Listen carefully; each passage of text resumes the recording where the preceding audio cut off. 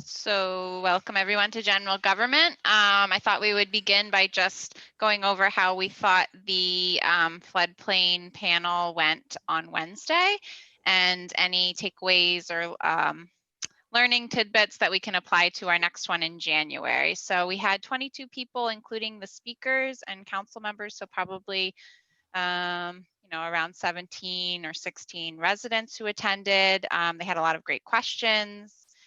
Did we learn anything we think we can do better or things that we want to do the same next time? It went pretty well, and I feel like the non-council, non-presenter participants asked questions and were able to interact and get those questions answered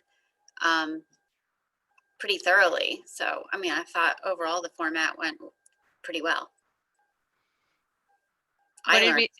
What did we think about the informal nature of it? Do we want to have like a more of a formal presentation with slides next time, or was the Q&A okay? I think it was great. Yeah, and actually, like, I thought that too, because when I'm thinking about the one that I'm going to do in February, I thought that was good, like that you had what you thought should be covered in your outline, and it was clear they did homework ahead of time, so the outline was helpful, I think. Yeah. So we know, like, then I would have an idea what I thought should be talked about, but then you can get input from the presenters. And also I would think that would be up if the presenter felt like they needed, if they wanted to present something, then yeah, but if they felt like they could do a better job just more informally, that's fine too. Yeah, that's good feedback. Matt, you have any thoughts, takeaways from our session on Wednesday? I thought informal was good. I thought it flowed pretty well, and I thought they interacted with each other reasonably. Like they let each other talk, but then, interjected and kind of either supported or corrected each other. So I thought that was a good dynamic. And I do think it was good that you suggested at the end that we sort of proactively plug the next couple sessions, because I do think my gut is it's the same people that will probably be coming back for these. So that's kind of our core target audience that we got to keep engaged if we want to get the numbers up. I doubt we're going to attract a ton of new people just by changing the topic. So that's a good segue. How is that coming, Matt? Good. Reached out to two people specifically. I think we talked about Jill and one other person, just to sort of ask them about it and to ask for dates the first 2 weeks of January that would be better. And then Mayor Harding is helping me. He's got a database that will list all the homes sold in the floodplain within the last, we're debating what the right period of time is, so that we can proactively see, and it will list the realtor on both sides. So we can see maybe if there's someone that we hadn't thought of that has like an incredible amount of experience here that we should specifically target, or if there's any properties that jump out that have repetitive loss issues, maybe that's one where we could find somebody that could specifically talk to that rather than, because I think, as you know, not all homes in the floodplain are exactly the same or have the same level of repetitive loss or issue. So I'm thinking minimum 2, potentially 3 if there's a third person that adds, a differentiated set of experiences. And then my thought process would be they introduce themselves. It's a little bit of a, I give them each a chance to talk about their history of working in the borough, living in the borough. And then I sort of ask some questions and have them walk through some do's and don'ts. One of them focused on when you're the buyer, and then another one focused on, when you're the seller. And the only other thing I'm contemplating is whenever you go through one of these, you get a home inspection. And so would it be helpful to have a home inspection person on to talk about when you're also going through this, right? Like, here are the things that come up or that are focused on in a home inspection that maybe aren't focused on as intently at other times. That sounds good. There's actually also a category as part of the education category in the CRS point schedule, specifically mentions realtors. So I think in addition to targeting residents and getting residents to come, we should just invite any realtor that might have a client who As buys a part of home the or has a audience, client who sells yeah. a home. Yeah, because that is specifically mentioned in the CRS guidelines. So we know we would be checking that box and that's why we had just recently, with Wes's help, put together a kind of like a information for realtors to share with buyers and sellers that's handed to everyone who transacts in the borough. So we're already hitting that a little bit. Was that specific to the floodplain, or that was just a general, like, here's what you do when you move in, you move out, or is it more borough? What Wes is doing, is that more borough specific, or is that floodplain? Yeah, it's like emergency management stuff with the floodplain. Yeah, I'll forward you that document. It's just a 1-pager, but it's really good. And then Kim, any updates with your session for February? No, I was just thinking about topics that that we should cover, which is actually I talked about that with Paula briefly today. Mhm. Like the actual preparing, like what you could have ready in the event of a pending flood, or just like to have ready all the time, which I guess most people should have an emergency kit ready, and we don't. And what happens like during the flood, you know, thinking about like what you would do with your pets or and things of that nature. And then also what documents you would need, and then returning to your home and beginning to put your home and your life back together. I would think that those would be 3 areas that should be covered. And as far as people, I think Wes, and then perhaps people that have that currently live in the floodplain that could contribute. Yeah, we talked about 2 residents who have lived through a flood, and then maybe some contractors who have worked on homes post flood. So to talk about some of the you know, the repairs that need to be done, or flood proofing that they do pre-flood. Okay. Preparing for a flood, we could also technically cover some things that help like minor flooding, like rain gardens in your backyard and other things that will help with runoff and help the water naturally dissipate. So that's another option. I don't know how much we want to cover in an hour, but sounds like if you could both get a rough draft of a outline together, we can probably fill in the gaps a little better. Okay. Is like that runoff kind of flooding, does that happen a lot? What do you mean one-off?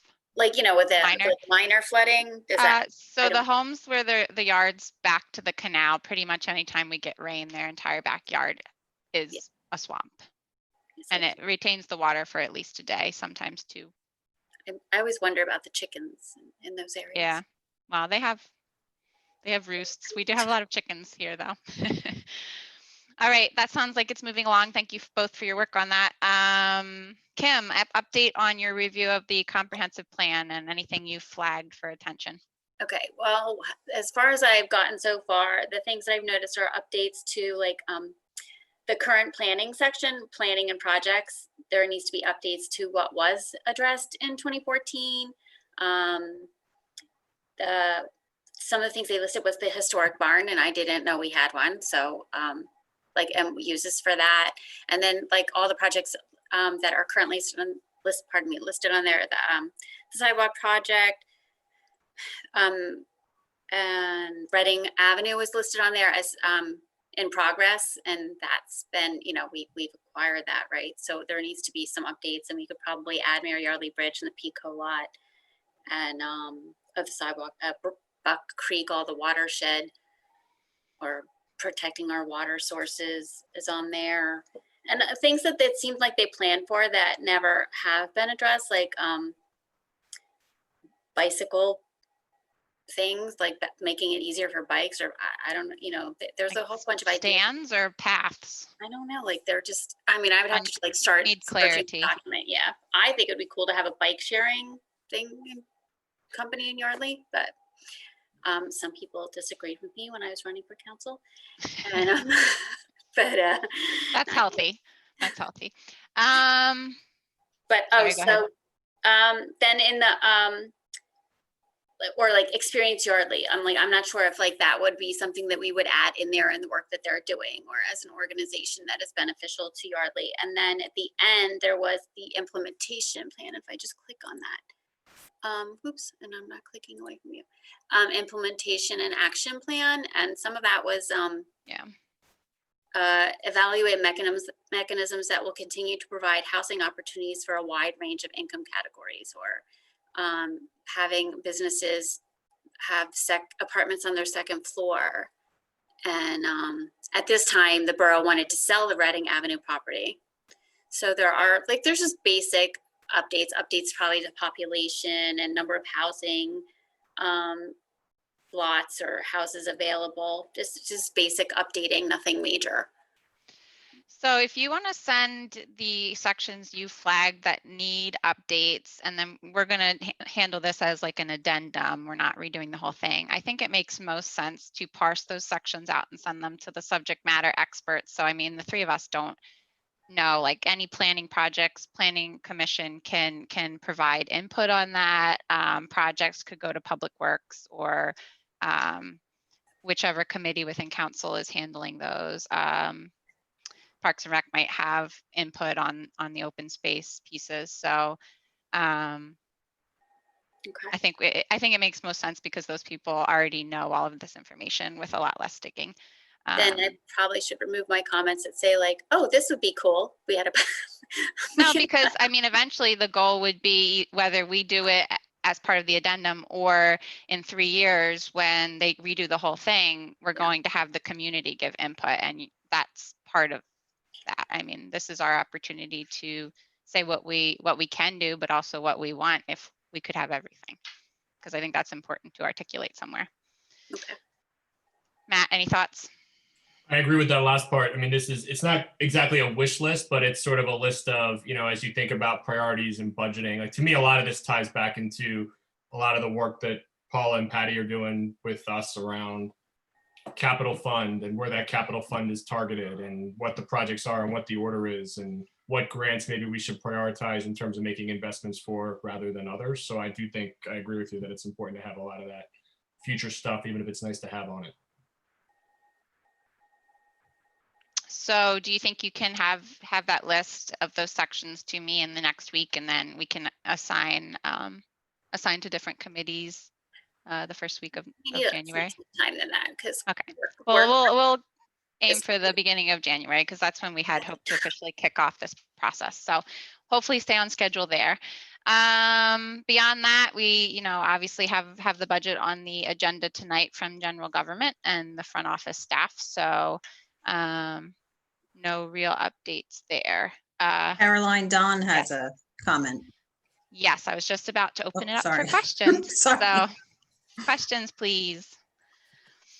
Yeah, Don Carlson. I have a question on this comprehensive plan, because what you're talking about, looking at the comprehensive plan and making updates, is my understanding that has been assigned to the Planning Commission. We work on it every month. We're up to chapter 5. We've got all those changes you were talking about add Experience Yardley, do this, do that.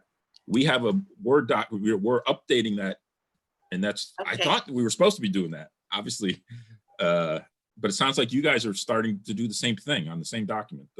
So the goal here is actually to create a financial plan, but we are doing a deep dive into the comprehensive plan first for 2 reasons. One, to see if we can highlight anything that hasn't been updated yet. And obviously we will be talking with you to see where you are with those updates. But 2, to create some sort of 5-page rider that council can be referencing quarterly in their meetings, because I think it gets lost. I mean, some council members might not even know it exists, which is, that's bad, but we need to make it more accessible to the community, but also we need to work it into our business agenda as a council and make sure we're talking about these things that a lot of time and effort has gone into that, and your committee has spent a lot of time updating it. So I think we need to make sure it's not forgotten. But then through going through this deep dive and condensing it a little bit, we're going to try to do a 5-year and a 10-year financial plan, which we don't have right now, and we really need to have as we're saving. So those are the goals here. Hopefully that Okay. answers your question. But yeah, we'll definitely be in touch with planning. I didn't realize to the extent you had been updating it. I thought it was Oh, only yeah. certain sections, but Oh, no, we're working our way through chapter by chapter. For instance, last week we reviewed chapter 5, and part of the action, and Patty and others will see this, is, okay, let's send out the current blurb that's in there about the police department, you know? So we're going to send that out and have them update that and get it back to us. And the same thing on some different sections to send out to the sewer board, because there's lots of things that have changed in the sewer I thing didn't even get since that part. that it was done. So my thought was, say, let's take that piece, drop it into its own little Word doc, not the whole plan. Let the sewer commission update for what's right or wrong about that section. And then we piece them back together. So that was our approach. And we're just about to sending those out. So it would be, we just well didn't need to done. This coordinate. is 'cause great news. if you're doing the This is same great thing that news. we're doing, the We police haven't department's gonna sent say, well, who? anything to anybody, so. So that's all. I think it's okay if we're both going through, because we might be wearing slightly different hats as we go through, but we definitely need to be comparing notes and meet in the middle. I mean, it is officially planning commission's tasks, as you said. Right. So we're just hoping as a council to digest that information into our business a little more fully. Okay. Other questions or comments? Don, when do you anticipate sending that out to the particular committees and stuff? This is just for chapter 5 stuff. Hopefully in the next week I'll get it out. I'm the one who agreed to Okay. parcel it out into Okay, separate Word documents and send it out. So should be very soon. Well, I'm glad But you that's- decided to join us. That worked out well. I was joining for another reason, but What other reason? Tell us. I wanted to understand procedurally, what's the deal with the budget? And maybe I haven't been at every meeting, but I thought I looked at them at YouTube. You know, I had my inputs. You guys put out your original budget with the 4 mills increase. Then what happens tonight? Are you just voting on that, or is there discussion? Have things changed? The budget numbers changed since they were put together in September? What's the process? We do have updated year-to-dates, but we're still, as far as I know, voting on a 4 mil increase. So if the motion fails, there's certainly a route forward to decrease that or remove it and pass another budget. But yes, the motion on the table is as advertised for the 4 mil increase. And in terms of the budget, we're not recommending that we move the full amount of money that was budgeted into reserves, because we don't have it as we had expected at the beginning of the year. So I know you had done some projections with the numbers, and not all of those trended positively as we entered into the last month. So Paula can certainly share screen during the meeting and show some of those updated numbers and where we netted out. And obviously we have 2 weeks of expenses to go. So Yeah. As you know, my whole focus is around the real estate transfer tax, which I think you're way under forecasting. And I've talked to several realtors who say next year is going to be just as good as this year. So you can reduce a mill by just putting $100,000 in your budget instead of 74 or whatever it is on. we did up that a little bit with your, taking your opinion and talking to Chris and a couple other real estate people, but we didn't up it to 100,000. Why, that would be this year's rate. You're going to end up at 100 this year. I don't think so. We'll see. Time will tell. We'll see. If December's the same as October and November's average was, you'll be 98 point something. Why would December be less than October and November? So you're going to carry over, you're going to have at least $7,000 extra for this year on that line, and only that line of the budget.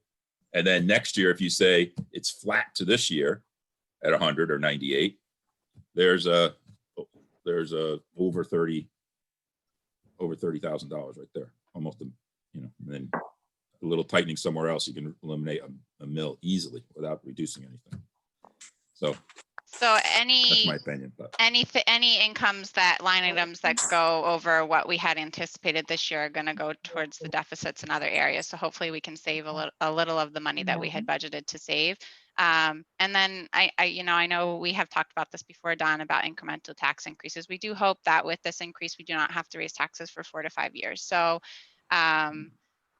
where cost of living in that amount of time, we know our numbers are conservative, but we're hoping we don't have another 2020 by having somewhat conservative numbers. So, I just think it's a tough sale. I'm surprised you haven't gotten much pushback. 16.1% increase is astronomical. so Newtown Township, 8 mil increase, and they have a 1% EIT. So I mean, Still and then seems all the huge, other towns 16%. around, yeah, all the other towns around either raised last year or they're planning to raise next year, or we haven't been able to find data yet on what they're doing this year. So, I think Lower Makefield said they aren't raising, but they raised last year. So, I mean, I hear you. I don't want to pay more taxes either. So, we do think that this budget is financially responsible, but we welcome your comments here and in the Mhm. meeting, and we'll see how the vote goes. Yep. Okay. Any other questions?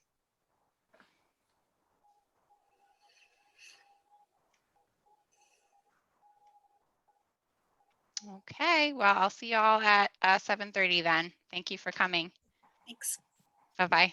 Good night.